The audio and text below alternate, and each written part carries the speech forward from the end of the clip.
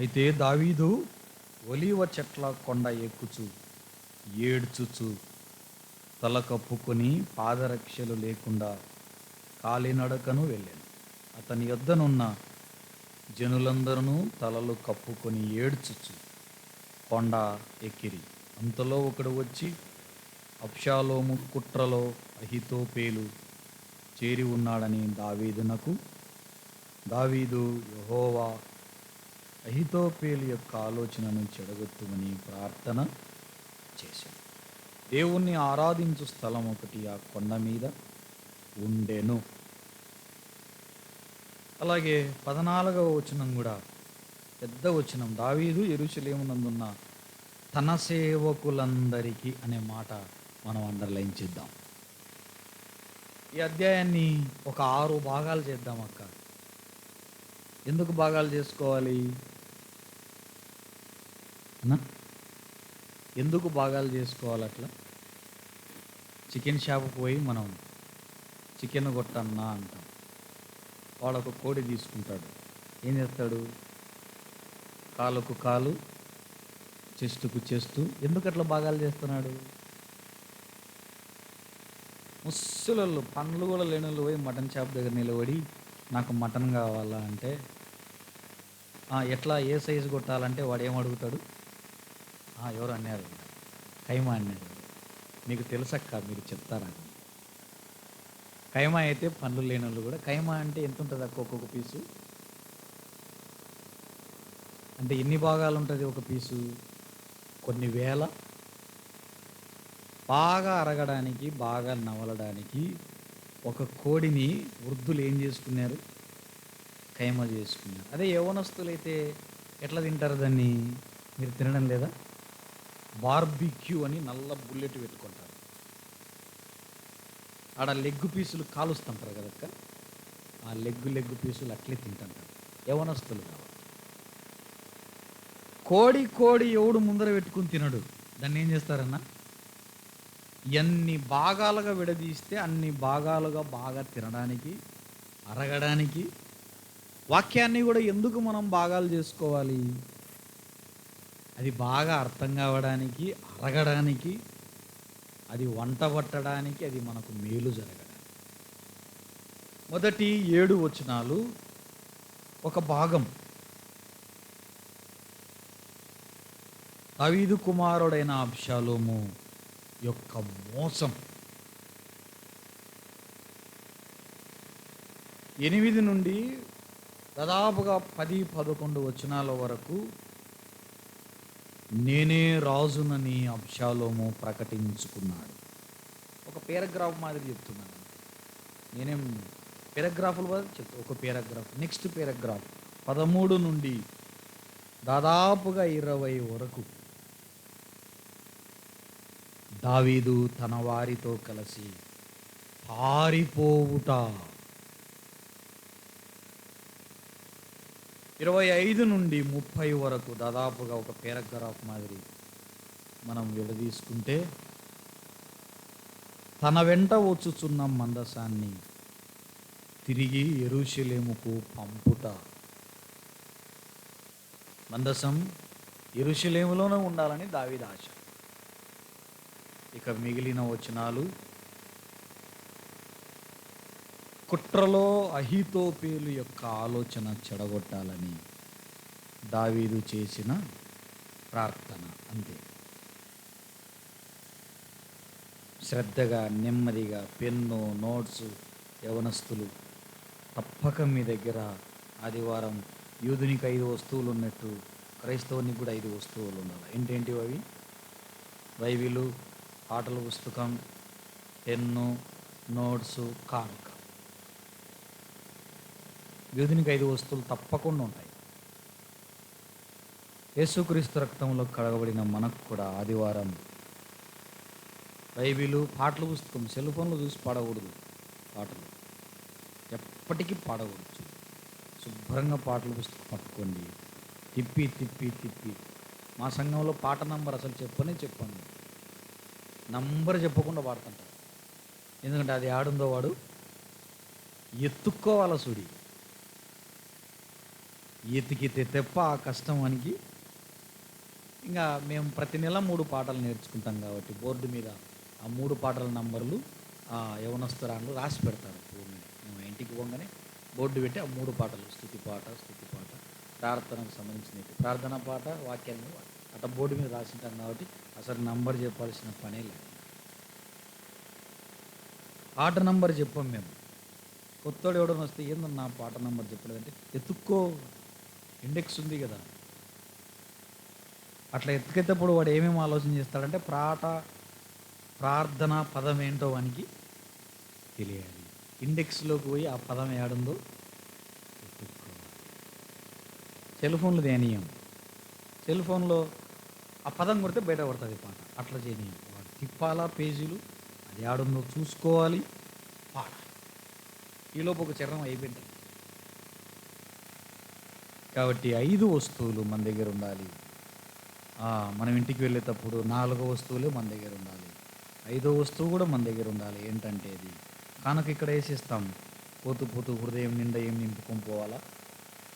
₹1 కానుక వేసినాం అనుకో, రూపాయి వరకే వాక్యాన్ని నింపుకొని పోతావు.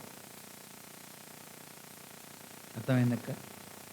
లేదా మంచి తలంపుతో రూపాయి వేసి ఇచ్చినాం అనుకో, ఆ కానుక సంచిలో మంచి తలంపులే నింపుకొని పోతాం. ఖాళీ హృదయంతో ఎవ్వరు వెళ్ళడానికి వీలు. నిండా నింపుకోండి. ఆహారం కూడా సమృద్ధి ఉంది, అది కూడా ఫుల్గా నింపుకోండి. మనం నింపబడిన వారమై ఉండాలి సిస్టర్.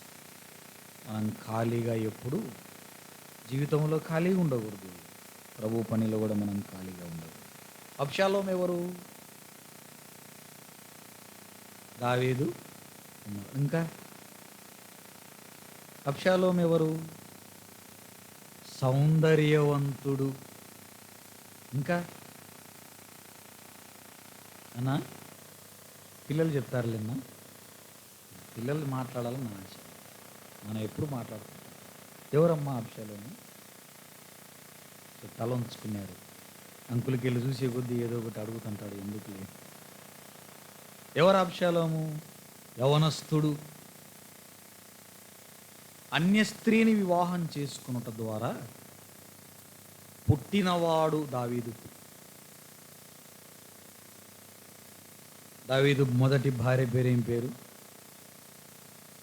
పిల్లలు లేరు మీకాలు. ఎందుకు లేరు? నా ఎవరిని? భర్తను మొదటగా, తర్వాత రాజును రెండవదిగా, మూడవదిగా దేవుని ప్రతినిధిని. సహోదరిలారా జాగ్రత్త. భర్తను రెండవదిగా, ఆ దేశానికే రాజును మూడవదిగా, దేవుడు కోరుకున్న వ్యక్తి, దేవుని ప్రతినిధిని మనస్సులో హీనపరచింది. తన జీవితంలో గొడ్రాలుగానే జీవితాన్ని. తర్వాత దావీదు పెళ్ళిళ్ళు చేసుకున్నాడు. అందులో గెషూరు రాజు కుమారుడే అబ్షా. పిల్లలు ఎవరి దగ్గర ఎక్కువ పెరుగుతారు? తల్లి దగ్గరనే. తండ్రి దగ్గర సామాన్యంగా కొడుకులు అయితే అస్సలు ఉండరు తండ్రి దగ్గర. ఎవరి దగ్గర ఉంటారు? తల్లే. ఎక్కువ బుద్ధులు నేర్పించేది కూడా తండ్రి. ఏమి నేర్పించకపోయినా తండ్రి జీన్స్ వానలో ఉంటాయి, ఒకరోజు బయటికి వస్తాయి. బట్ తల్లి ఎఫర్ట్ ఎక్కువ కుమారుల మీద, కుమార్తెల మీద. పిల్లలు ఎవరిని గమనిస్తుంటారు ముందు? తల్లిదండ్రులు. The parents is the first teachers. The teachers is the first parents. Teaching field ఇది ఒక సూత్రం. కాబట్టి పిల్లలు మనల్ని గమనిస్తున్నారు సిస్టర్. మనం ఇంట్లో ఏం చేస్తున్నామో, మందిరంలో ఏం చేస్తున్నామో అన్న, మన పిల్లలు మనల్ని గమనిస్తున్నారు. ఆ కోవలో అబ్షాలోము ఎక్కువ ఎవరి దగ్గర పెరిగింటాడు? రాజ్య పరిపాలనలో దావీదు బిజీ. ఎవరి దగ్గర పెరిగింటాడు? తల్లి. తల్లి ఎక్కువ ఎవరి విషయాలు చెప్పింటుంది? పైగా అన్య స్త్రీ. సత్యంగా చెప్పండి అక్క, మీ పుట్టింటి విషయాలు చెప్పింటారా లేదా? నేను యథార్థంగా అడుగుతానండి. దాటి వచ్చిన ఇంటి గురించి చెప్తున్నారా, నిలవన్న ఇంట్లో గురించి చెప్తున్నారా? దాటి వచ్చిన ఇంటి గురించి చెప్తున్నారు. మీరేమన్నా అనుకోరు, అవునా కాదా? కొన్ని చెప్దాం, మంచివి చెప్దాం. నిలవన్న ఇంటి గురించి ఎక్కువ చెప్దాం. అమ్మాయిలైతే వెళ్ళబోయే ఇంటి గురించి ఎక్కువ చెప్దాం. మన దగ్గర ఉండరు వాళ్ళు. వాళ్ళు ఉండాలనుకునే ఉండనివ్వకూడదు మనం. నీ ఇల్లు ఇది కాదంటున్నా. ఇది నీ ఇల్లు ఎప్పటికీ. నా ఇల్లు ఇది ఎట్ట కాదో నీ ఇల్లు కూడా ఇది. అబ్షాలోము పారిపోయి హత్య చేసి తాతోళ్ళ ఇంటికి వినాడు. తాత అంటే ఎవరు? అది గెషూరు రాజు అన్న. తల్లికి తాత అంటే తల్లికి గెషూరు రాజు. సరే, రాజు పాపం ప్రాణం పెట్టుకున్నాడని ఎరిగి సైన్యాధిపతి అయిన యోవాబు ఏదో ఒక కథ అల్లి ఒక స్త్రీని మధ్యలో పెట్టి రాజు కన్నీరు గార్చకూడదని ప్రేమతో ఏం చేసినాడు? అబ్షాలోమును ఎట్ట చేసి యెరూషలేముకు పట్టుకొచ్చినాడు. కుక్క తోక వంకర అన్నట్టు వాడు యెరూషలేములో ఉన్నా వాని బుద్ధి మాత్రం ఓలే. ఏం చేస్తున్నాడు?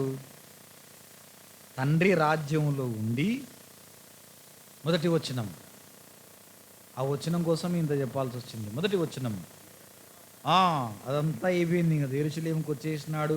నా ఎదుటికి రావద్దని చెప్పు, 4 ఏళ్ళు దూరంగా ఉండమని చెప్పు అన్నాడు దావీదు. అయిన తర్వాత రథమును సిద్ధపరచి తన ఎదుట పరిగెత్తుటకై డబ్బులు ఇచ్చి 50 మందిని పెట్టుకున్నాడు. ఎంతమందిని పెట్టుకున్నాడు అక్క? ఎందుకు పెట్టుకున్నాడు? రే, నేను రథం ఎక్కంగానే మీరు రథం ముందు ఏం చేయాలా? 50 మంది పక్కకు జరగండి, ఇశ్రాయేలీయులారా వెనకల. ఒక అబ్షాలోము యవనస్తుడు వస్తున్నాడు, అందగాడు, హ్యాండ్సమ్, సౌందర్యవంతుడు. ఈ 50 మంది అబ్షాలోము మీద ప్రేమతో వచ్చిన వారు కాదు, వీరు డబ్బు కోసం. మనకెందుకురా పరిగెత్తితే సాయంత్రానికి కూలి వస్తుంది అనే ఆలోచనతో వచ్చినవాడు. రథం ఏర్పాటు చేసుకున్నాడు. రథం ఎందుకు ఏర్పాటు చేసుకున్నాడు? రథాలు ఎవరికి ఉంటాయి? రాజులు. రథం కొనుక్కొచ్చుకొని ఏర్పాటు చేసుకున్నాడు అంటే దాని అర్థం ఏమి? భవిష్యత్తులో రాజు కావాలనే ఒక చెడు ఉద్దేశం. రాజు ఉండగానే రాజు కావాలని. రాజు ఉన్నాడు, ఎవరు? తన తండ్రి అయిన దావీదు. దావీదును చూస్తే ఎవరెవరు భయపడినారు? ఫిలిస్తీన్లు. ఇంకా సౌలు భయపడినాడు. ఇంకా ఇవన్నీ పక్కన పెడితే సింహం భయపడింది చూడు. బొద్దింక కదక్క, ఏం భయపడింది? సింహాన్ని చూసినారు ఎప్పుడన్నా? ఇప్పుడు జూలలో కనపడుతున్నాయి, వెళ్ళి చూడండి. ఓపెన్గా చూడాలంటే నల్లమల ఫారెస్ట్లో కనపడతాయి. సింహము అడవికి రాజు. అడవిలో ఏ జంతువు అయినా సింహం ఎదుట. కానీ అలాంటి సింహము దావీదును చూసి, అమ్మో ఇంత పెట్టుకుంటే నన్ను చంపనైనా చంపుతాడని పారిపోయిందక్క. అమ్మో ఈ యవనస్తుతో పెట్టుకుంటే నన్ను కొట్టి చంపుతాడు, బతికుంటే బొద్దింకలు దీనైనా బతుకుదామని పారిపోయింది. రాజు ఉన్నాడు కానీ రాజు కావాలని. హేరోదు ఉన్నాడు, నేనుండగా యూదులకు. హేరోదు ఏమనుకున్నాడు అక్క? బైబిల్ చదువుతున్నారమ్మా? తూర్పుదేశపు జ్ఞానులు వచ్చినారు. అయ్యా మేము ఆయన నక్షత్రం చూసినాం. నక్షత్రం ఎవరిది? ఆయన నక్షత్రం చూసినాం మేము. దాని ప్రకారం రాజు పుట్టినాడంటే ఏమనుకున్నాడు మనసులో? ఆల్రెడీ నేనుండగా. ఇది ఎవరి ఆలోచన? దుష్టుని రాజు ఉన్నాడు, అయినా నేను రాజు కావాలి. ఇది ఎవరి ఆలోచన చెప్పండి? దుష్టుని ఆలోచన. పొద్దున్న లేస్తాడు, రెడీ అవుతాడు, మనోడు రథం వేసుకుని 50 మందిని తీసుకుని పోయి రాజమార్గంలో నిలబడతాడు. అక్క దావీదు కోసం అందరూ దావీదు తీర్పు తీరుస్తాడు. ఈరోజు మా కేసు వచ్చింది, దావీదు తీర్పు చెప్తాడని అలా కాసుకొని కూర్చుంటారు కొంతమంది ప్రజలు.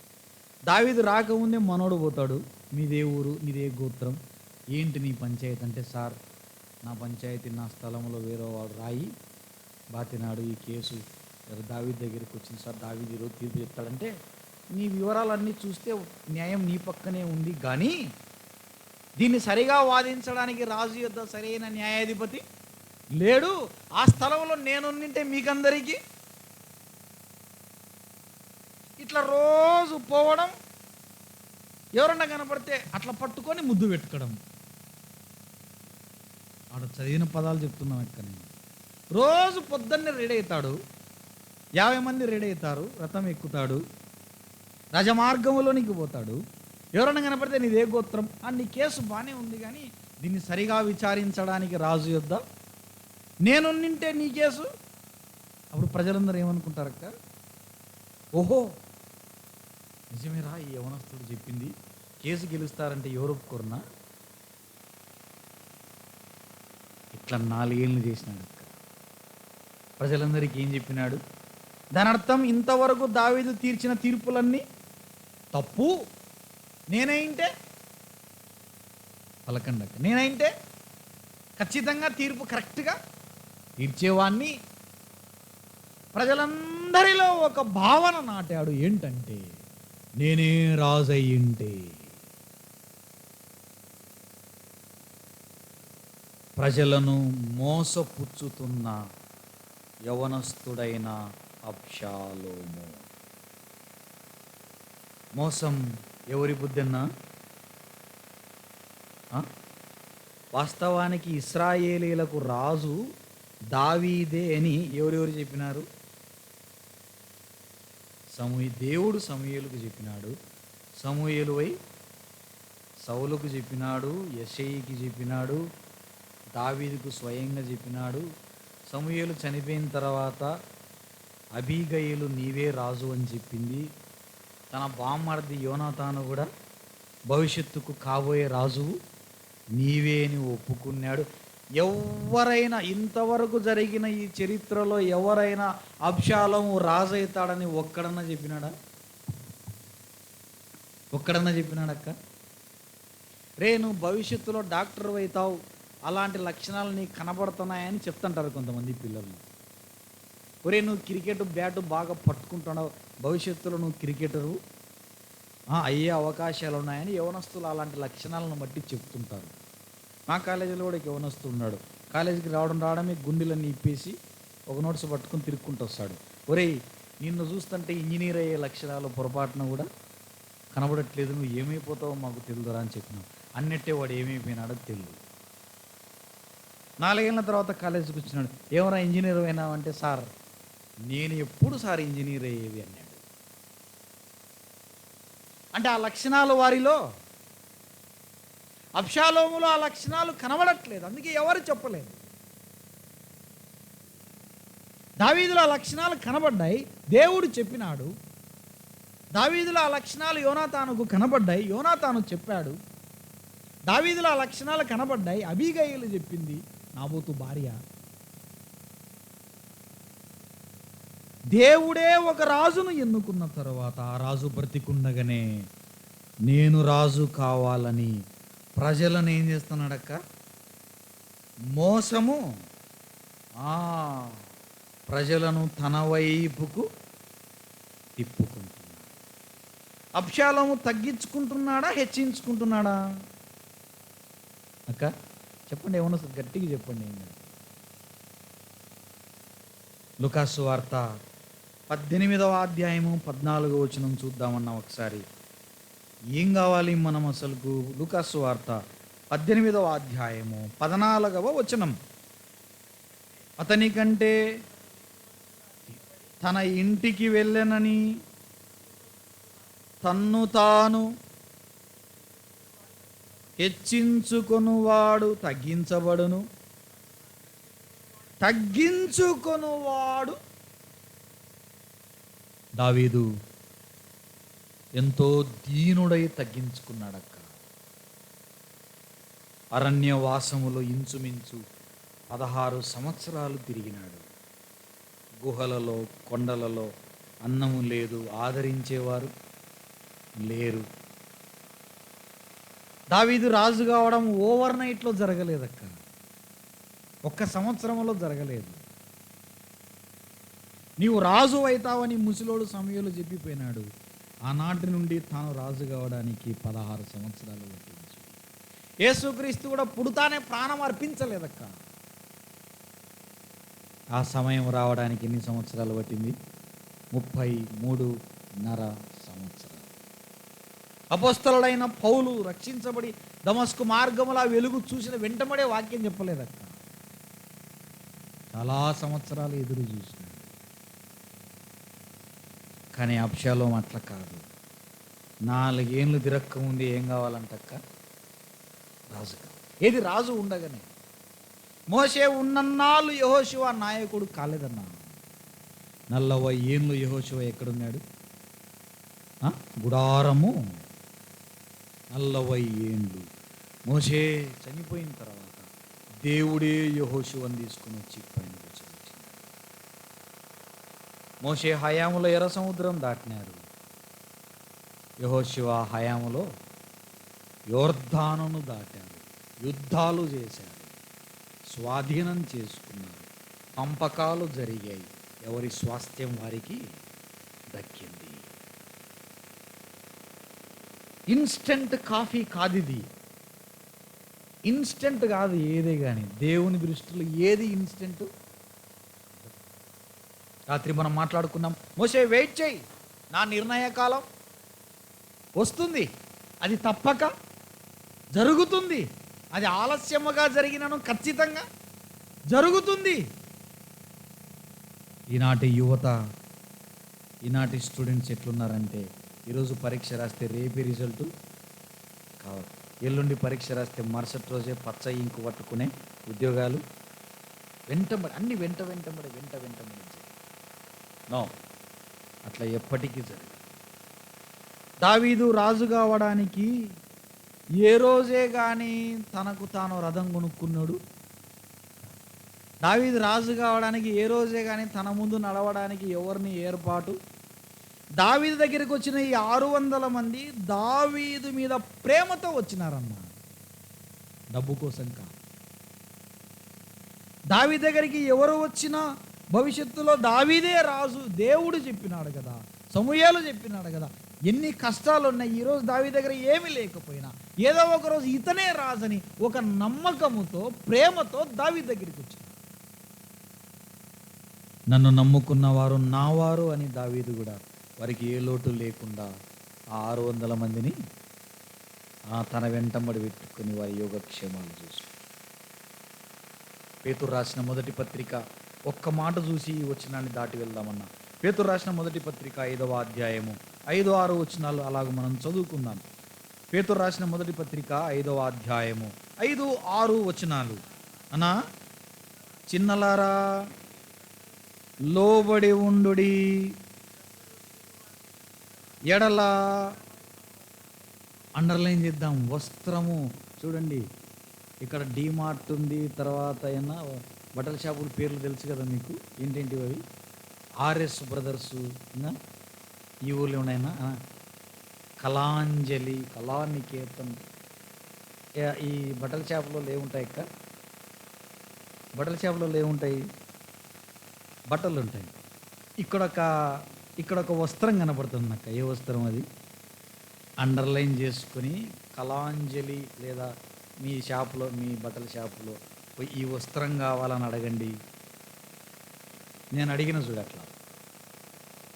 ఇంకోటి ఏంటంటే, నేను అడిగినాకనే మిమ్మల్ని అడగండి అని చెప్తాను. అది ఏదైనా అంతే. ముందు నేను చేసింట ఎక్స్పెరిమెంటు, అది బాగుందనుకో మీరు కూడా చేయండి అని చెప్తాను. నా ఉద్యోగమే అది. ప్రార్థన వస్త్రం అక్క ఇది. దీన మనసు అనే వస్త్రం ఎట్టుంటుంది ఇది? ఈ వస్త్రం ఎట్లుంటుంది, ఏ కలర్లో ఉంటుంది, ఎక్కడ దొరుకుతుంది ఇది? బట్టల షాపులో చూసినా యవ్వనస్తులే ఇప్పుడు. ఆఫర్లు పెట్టినామంటే ఆడ మొత్తం స్టూడెంట్సే, ఇంకా తిరుపతిలో అయితే అంతే కదా లెక్క. విశాల్ మార్ట్ మీ కాలేజీకి ఎదురు మొత్తం స్టూడెంట్సే. ఆఫర్. ఏ వస్త్రాలు ఎక్కడ దొరుకుతుంది? ఈ వస్త్రము దావీదులో ఉన్నది చూడక్క. చంపడానికి బయలుదేరితే సౌలు తల ఉంచుకొని పారిపోయాడు. తన చేతికి దొరికితే కూడా సౌలుని ఏం చేసినాడు? వదిలేసినాడు. తాను చంపడు, ఎవరైనా చంపడానికి వస్తే వాళ్ళను కూడా చంపనీయుడు. ఎంత దీనుడో! ఎన్ని రోజులైందో అన్నం తినక దావీదు అదుల్లాము గుహలో కూర్చొని ఏడ్చుకుంటూ కూర్చొని, ఏంటి ప్రభువా, నువ్వేమో రాజు అంటివి, నన్ను నేను చూసి దిక్కులేని మాదిరి అడవులు పట్టుకొని అరణ్యాలు పట్టుకొని, అంతే కదక్క. దేవుడు ఏమన్నాడు? నువ్వు రాజు అన్నాడు. ఆడ పరిస్థితులు చూసి ఎట్లా కనపడుతున్నాయన్న? రాజయ్యే అవకాశాలే. రాత్రి మనం ధ్యానం చేసినాం. దేవుడేమో ఇదిగో అంటున్నాడు, పరిస్థితులేమో విరుద్ధంగా ఉన్నాయి. దీన మనస్సును ధరించుకొని దాసులై ఉంటే ఒక టైం వస్తుందక్క. ఆ టైంలో దేవుడు ఎత్తుకుపోయి ఆడ కూర్చోబెట్టుకుంటాడు, పైన కూర్చోబెట్టాడు. ఆ సమయం కొరకు రాత్రి మాట్లాడుకున్నట్టుగా మనం ఏం చేయాలి? ఆయన బలిష్టమైన హస్తముల క్రింద దీన మనస్కులై ప్రార్థనలో కనిపెట్టి ఎదురు చూస్తాం. ఈ దీన మనస్సు, దీన వస్త్రం అబ్షాలోములో ఏమాత్రము లేదు. ప్రజలను మోసపుచ్చు, ప్రజలందరినీ అబ్షాలోము ఎవరి వైపు తిప్పుకుంటున్నాడు? వాళ్ళకి ఏం మాటలు చెప్తున్నాడక్క? ఆ మాయ మాటలు, నేను రాసుకునేది మోసపు మాటలు. వాళ్ళు కనపడతానే ఇట్లా పట్టుకొని ముద్దు పెట్టుకుంటున్నాడు. అవ్వా బాగుండవా అని ఇట్లా పెట్టుకుంటాడు, ముద్దు పెట్టుకుంటాడు. ఏం ముద్దు ఇది? దొంగ. మన అభిప్రాయం ఏంటి? ఎట్లా చేసి ఆ కుర్చీలో కూర్చోాలి. ఆ కుర్చీలో ఆల్రెడీ ఎవరు ఉన్నారు? సింహము కంటే బలాఢ్యుడు కూర్చున్నాడు. దేవుడు కూర్చోబెట్టిన వ్యక్తి ఉన్నాడా?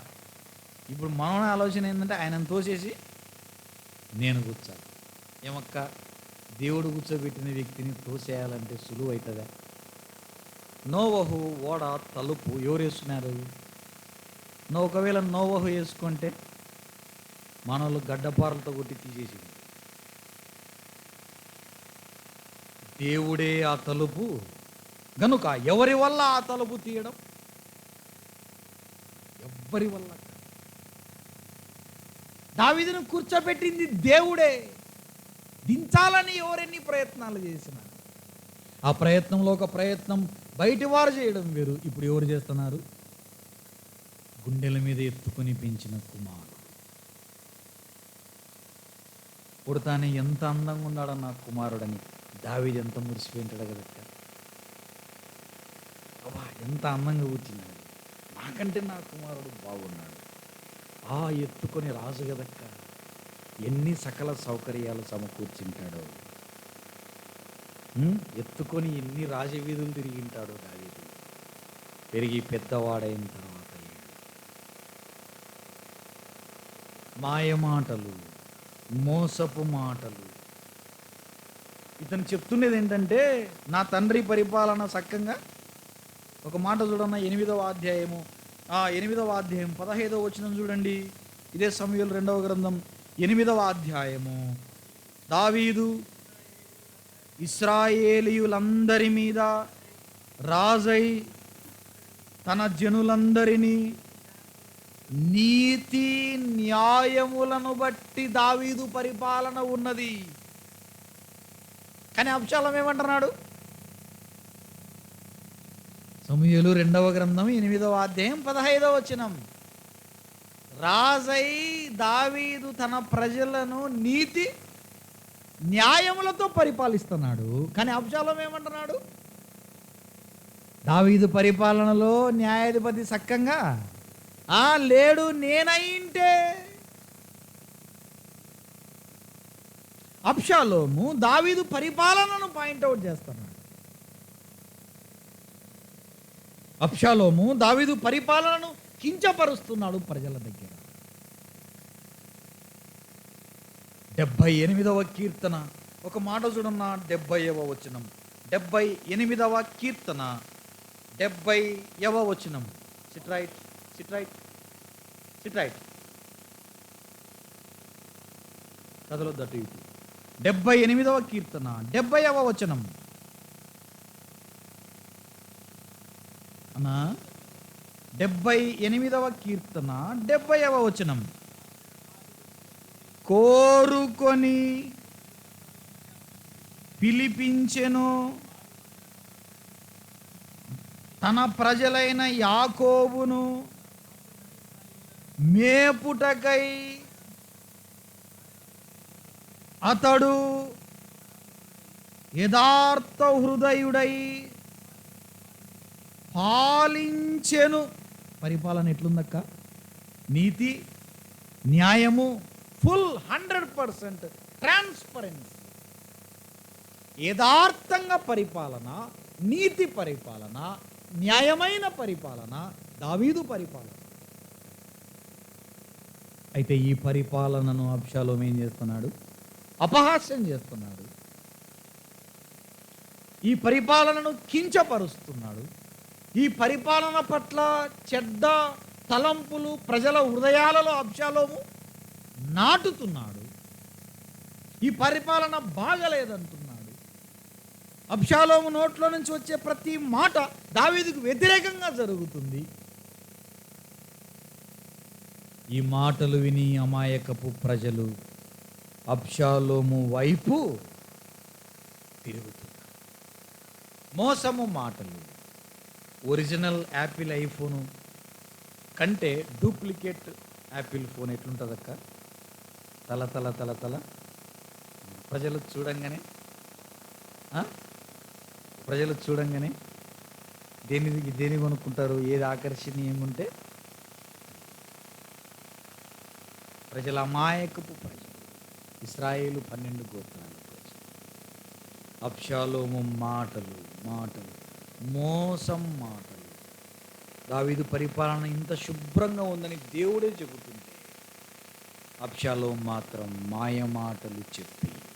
సామెతల గ్రంథం 26-23 అట్లా షార్ట్కట్లో మనం గుర్తుపెట్టుకుందాం. సామెతల గ్రంథం 26-23 26వ అధ్యాయము. అంతేనా అనా? నాలుకతో ఇచ్చకములాడు వానికంటే నరులను గద్దించువాడు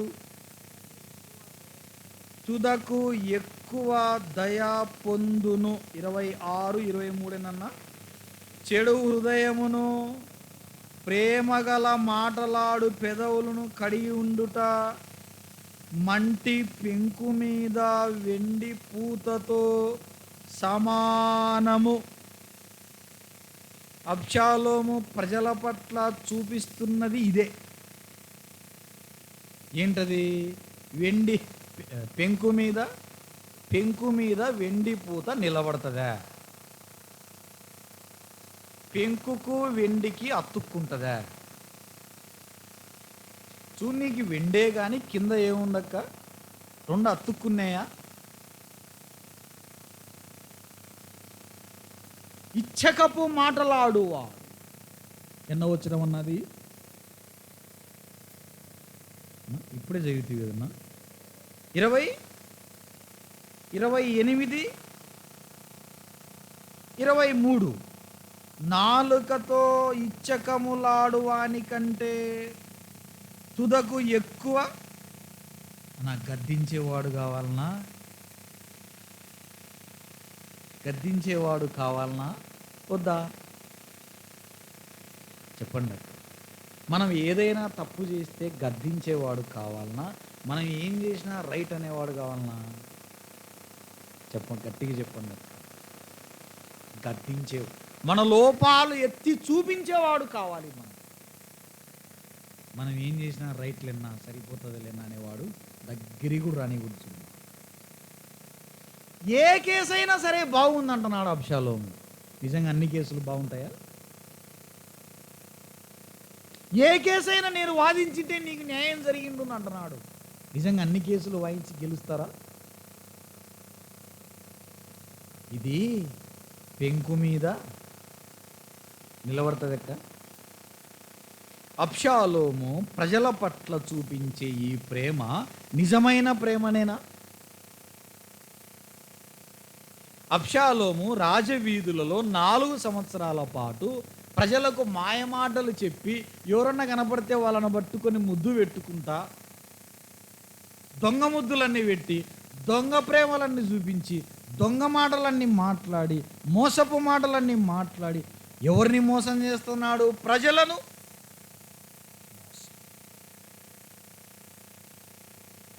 మోసము చేయాలనే తలంపు ఎవరిదన్నా? పరిశుద్ధులదే. ఒక ప్రశ్న రాసుకుందాం మన నోట్స్లో. దేవా, నేను ఎవరెవరికి మోసం చేసినాను? జక్కయ్య ఇంటికి ఎవరు పోయినారక్క? వాస్తవానికి జక్కయ్య ఇంటికి ఎవరు ఓరు. ఎందుకు ఓరు?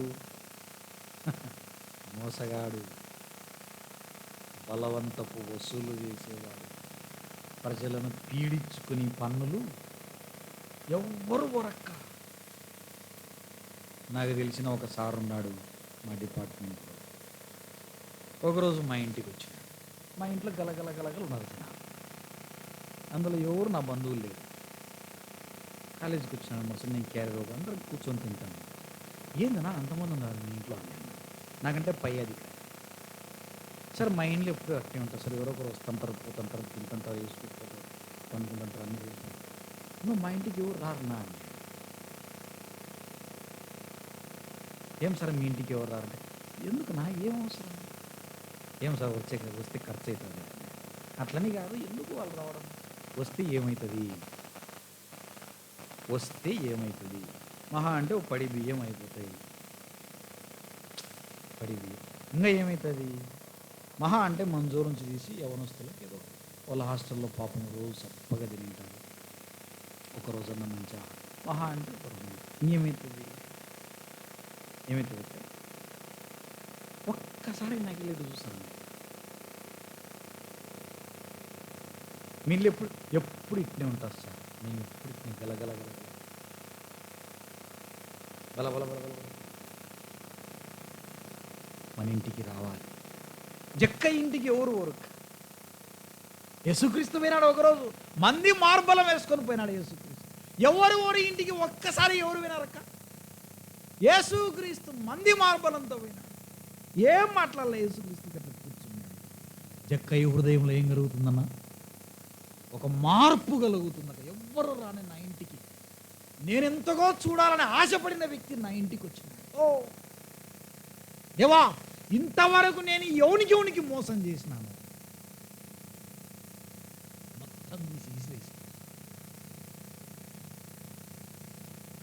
అంతవరకు మోసగాడు. యేసుక్రీస్తు ఒక స్టేట్మెంట్ ఇచ్చినాడు, ఇతను కూడా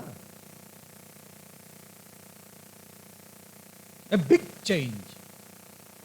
జక్కయ్య హృదయంలో కలిగిన మార్పు. నేను ఇంతవరకు ఎవరెవరికి మోసం చేసినాను? అది అపవాది బుద్ధి కాదు, మన బుద్ధిగా. స్నేహితులారా, తల్లిదండ్రులారా, అక్క చెల్లెళ్ళారా, యవనస్తులారా, ఒక నోట్స్ తీసుకుందాం. నా వలన ఎవరికైనా మోసం జరిగిందా?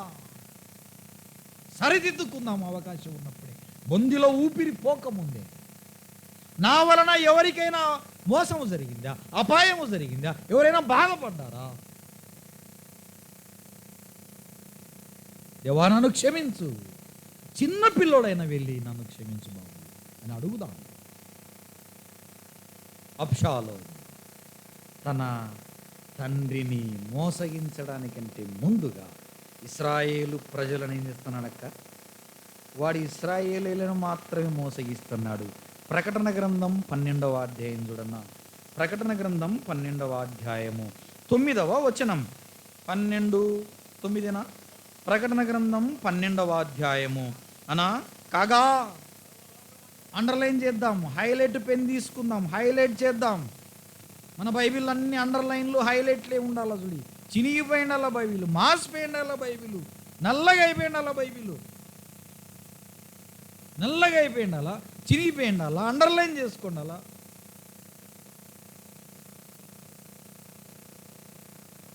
ఒక గ్రామానికి వెళ్ళాము. ఏం చదువుతున్నావు అంటే బీటెక్ అంకుల్. ఓ టెక్స్ట్ బుక్లు దండిగా ఉన్నాయి అంకుల్. ఓసారి నీ బైబిల్ తీసుకురా అని చెప్పిన, తీసుకొచ్చినాడు. కొత్తగా ఉంది అక్క అది. అంటే దాని అర్థమేమి? ఈడు దీన్ని చదవడం కొత్తగా మడతలు లేవు, జిప్పు తీర్చలేదు. ఏం తమ్ముడు చాలా కొత్తగా ఉంది, నిన్ననే కొన్నావు అంటే అంకుల్ ఇది కొని చాలా ఏం లేదు. మరి ఇంత కొత్తగా ఉందంటే అట్లా మెయింటైన్ చేస్తున్నాను. చదువుతున్నావా దీన్ని అంటే లేదంకుల్. చదవనా? కాగా సర్వలోకమును మోసపుచ్చుచు అపవాది అనియు సాతాననియు పేరు గల ఆది సర్పమైన ఆ మహాఘట సర్పము పడద్రోయబడను, అది భూమి మీద పడద్రోయబడను, దాని దూతలు దానితో కూడా. మోసము అనే క్యారెక్టర్ అనే బిరుదు ఎవరిదక్క? జాగ్రత్త సుమా. ఈ లక్ష్యం మనలో ఉందనుకో, ఈ లక్షణం మనలో ఉందనుకో, మనం కూడా ఏందక్క బుస్. మనం కూడా ఎవరక్క చెల్లి, మనం కూడా మోసం, అబద్ధం. వాడు అబద్ధికుడును, అబద్ధమునకు జనకుడును. అబ్షాలోము 12 గోత్రాలను మోసం చేస్తున్నాడు. వీడైతే సర్వలోకమును, నిన్ను కూడా నన్ను మోసం చేస్తాడక్క. నిన్ను నన్ను ఒక పెద్ద చేపను పట్టుకోవడానికి ఏమిస్తారక్క? చిన్న ఎర్ర రూపాయ దాని విలువ, చేప విలువ లక్షల రూపాయలు. సాల్మన్ ఫిష్, చిన్న ఎర్ర. జాగ్రత్త. వాడు యేసుక్రీస్తునే మోసం చేయాలని పోయినాడు, కుదరలేదు. ఎవరి దగ్గరికి వస్తున్నాడు ఇప్పుడు? మన దగ్గరికి వస్తున్నాడు. పురుషులందరూ డ్యూటీకి వెళ్ళిన తర్వాత ఇంటి దగ్గరికి సేల్స్ మ్యాన్ ఒకడు వస్తాడు. మేడం, మీరు బాత్రూములు తలతల్లాడాలంటే ఇది మీరు కొనుక్కోవాలి. వాడు ఎందుకు పురుషుడు ఉండగా రావట్లేదు? రావడం లేదు మీ ఇంటి దగ్గరికి? మా తిరుపతిలో ఎక్కువ. సారు ఉంటే రాడు వాడు. సారు పోయినాక ఎందుకు మేడం దగ్గరికి వస్తున్నాడు? చెప్పండి. సులువుగా మోసం. ఆదాము లేనప్పుడు వాడు అవ్వ దగ్గరికి వచ్చినాడు. అక్క, మేడం, అవ్వగారు. మొదట మోసపరచబడింది హవ్వే, తర్వాత మోసగించబడ్డాడు ఆదాము. జాగ్రత్త సుమా, వాడు మోసం చేస్తాడు. ఎఫెసీయులకు రాసిన పత్రిక 2వ అధ్యాయం మొదటి 4 వచనాలు చూడన్న ఒకసారి. ఎఫెసీయులకు రాసిన మనకందరికీ తెలిసిన వచనాలు. 2వ అధ్యాయమన, మీ అపరాధముల చేతను పాపముల చేతను చచ్చిన వారై ఉండగా బ్రతికించెను చేయుచు సంబంధమైన అధిపతిని, అనగా అవిధేయులైన వారిని ఇప్పుడు ప్రేరేపించు శక్తికి అధిపతిని అనుసరించి ప్రపంచ ధర్మము చొప్పున అనే చోట నంబరేసి కింద ఏముందన్నా, యుగము చొప్పున మునుపు నడుచుకొనిన ఎఫెసీలో ఉన్న ప్రజలు మునుపు ఎట్లా నడుచుకుంటున్నారు? ప్రపంచ ధర్మము. ప్రపంచం ఎవరి చేతిలో ఉంది? వాయుమండల అధిపతి అపవాది చేతిలో ఈ ప్రపంచము, ఈ వాయుమండలానికి అధిపతి వాడు. ఈ ప్రపంచ ధర్మము వాడు పెట్టింది. ప్రపంచ ధర్మం అంటే ఏందక్క? కొత్త పదం కదన్నా ఇది. ప్రపంచ ధర్మము అంటే ఏమిటి? వాయుమండల అధిపతిని నడుచుకునుట ప్రపంచ ధర్మము చొప్పున నడుచుకున్న ఎఫ్ఎస్సి ప్రజలు ప్రపంచ ధర్మం అంటే ఏంటి? లోక ధర్మం. లోక ధర్మం అంటే ఏంటి? పితరుల ధర్మం. Very good. పితరుల ధర్మం అంటే ఏంటి? పితరుల ఆచారం. పితరుల ఆచారం అంటే ఏంటి? చిన్న ప్రశ్న. మనకు పెద్ద పెద్ద ఉపోద్ఘాతాలు అవసరం లేదు. విత్తనం అంత ఉంటుంది అక్క. ఆ విత్తనాన్ని పట్టుకోవాలి. విత్తనం మంచిదైతే వృక్షము కూడా నీళ్లు పోయకపోయినా పెరుగు. పితరుల ఆచారం ఏంటి? పోనీలే, మన పితరుడు మా నాన్న ఆచారం. అట్లా వాళ్ళ ఆచారం ఏందినా? అన్య అంతే సుడి. నేను విడమర్చను. ప్రపంచ ధర్మాలు ఇంకా ఉన్నాయి మనలో. అయితే ఎవరి ప్రకారం నడుచుకుంటున్నట్టు మనం? వాయుమండల వాడు మోసగాడు, వాడు అబద్ధికుడు, వాడు మోసపుస్తున్నాను నీ దగ్గరకు వచ్చి, ఏం మేడం, ఏం సిస్టర్, మీ నాయన మర్చిపోతేవే అప్పుడే, మీ నాయన ఎట్లున్నాడు అసలు గుర్తు తెచ్చుకో అంటాడు. అప్పుడు టక్కున మనకి ఎవరు గుర్తుకొస్తారు? మా నాయన ఎట్లున్నాడు, పెద్ద సుట్ట పెట్టుకొని మీసాలు తిప్పుకొని. మన ఊర్లో ఎట్లున్నా వాడు వస్తాడక్క, దగ్గరికి వస్తాడు. వాడు వచ్చి, సిస్టర్, మేడం, ఏంది మర్చిపోయినారా, మీ నాయన ఎట్లున్నాడు ఆలోచన చేసుకో ఒకప్పుడు అంటే టక్కున మనకి ఎవరు గుర్తుకొస్తారన్నా? మనకు తల్లిదండ్రులు చాలా ప్రేమ. ఎట్లున్నాడు నాయన అంటే ఏమనుకున్నావు? అసలు మీ నాయన తాగడం మొదలు పెడితే మీ గ్రామంలో ఎవడు పోటీకి వచ్చేవాడు కాదు అంటే దాని అర్థం ఏం తెలుసా? ఇప్పుడు నువ్వు కూడా ఎవరి ధర్మం ఇది? మనం ఎవరి ధర్మాన్ని పాటిస్తున్నాము? అబ్షాలోము పాటిస్తున్నాడు మోసము అనే ధర్మం. ప్రజలను తన వైపుకు తిప్పుకుంటున్నాడు అక్క. ప్రజలను మోసపుచ్చుతున్నాడు. కొరింథీయులకు రాసిన 2వ పత్రిక ముగిచ్చేద్దాం. 11వ అధ్యాయం 2-3 వచనాలు చూడన్నా. కొరింథీయులకు రాస్తూ 2వ పత్రిక 11వ అధ్యాయము 2-3 వచనాలు. మీరు అన్ని విషయములలో 11:2 దేవాసక్తితో కలిగి ఉన్నాను, ఎందుకనగా కన్యకగా ఒక్కడే పురుషునికి అనగా సమర్పించవలనని మిమ్ములను ప్రధానం అంటే ఎంగేజ్మెంట్ అంటున్నాం మనం. ఒప్పందం ఏంటి? ఇతడే నీకు కాబోయే భర్త, ఇతడే నీకు కాబోయే, ఈమెనే నీకు కాబోయే భార్య అని ఒక ఒప్పందం. సంఘ పెద్దల మధ్యలో, సేవకుల మధ్యలో, కుటుంబాలు చేసుకుని ఒక ఒప్పందం జరిగిన తర్వాత బాగా కట్నం వస్తుందని అబ్బాయి ఇంకొక అమ్మాయి దగ్గరికి పోయినాడు అనుకో. ఒప్పందం చేసుకున్న తర్వాత కూడా ఈ అబ్బాయికి కొంచెం మీసము లేదు, బాగా కొంచెం నల్లగా ఉన్నాడు, ఆ అబ్బాయి అయితే తెల్లగా ఉన్నాడని ఇంకొక అబ్బాయి దగ్గర పోయినావు అనుకో. ఒప్పందం ఏం కావాలా అక్క? మన భాషలో చెప్తున్నా, ఒక్కడే పురుషునికి ప్రధానము చేయబడిన సంఘం. ఏనాటికైనా ఆయన నా రాకుమారుడు, ఆలస్యమైనా తప్పకుండా నా కోసం వస్తాడు. రావడం ఆలస్యమైంది కదా అని వీడి వెనకాలం అన్నాడు ఎవడు? అదే కాదు ప్రపంచ ధర్మం.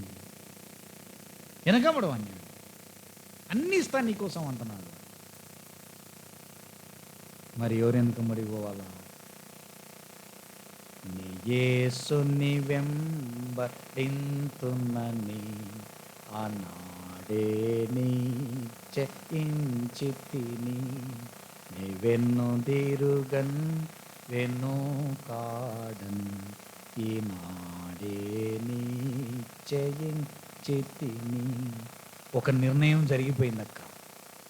కష్టమో నష్టమో మోసగాడు నాకు అక్కర్లేదు, నా రక్షకుడు నన్ను ఎప్పుడూ మోసం చేయలేదక్క. ఏడ్చుకుంటూ కూర్చొని దేవుడు ఎందుకు నా జీవితం ఇటు పెట్టినాడు, ఏ క్షణములోనైనా ఈయన నాకు అన్యాయం చేశాడేమో అని ఒక్కసారి ఒక 16-20 ఏళ్ళు వెనక్కి తిరిగిపోతే ఆయన నాకెక్కడ ఏం చేయలేదక్క, మోసం చేయలేదు. ఆయన ఎక్కడ నాకు అన్యాయం చేయలేదు. నేను ఏడిస్తే నా కన్నీళ్లు తుడిచినాడు, నేను ఆకలిగా ఉంటే నాకు అన్నం పెట్టినాడు, నాకు బట్టలు లేకుంటే బట్టలు ఇచ్చినాడక్క.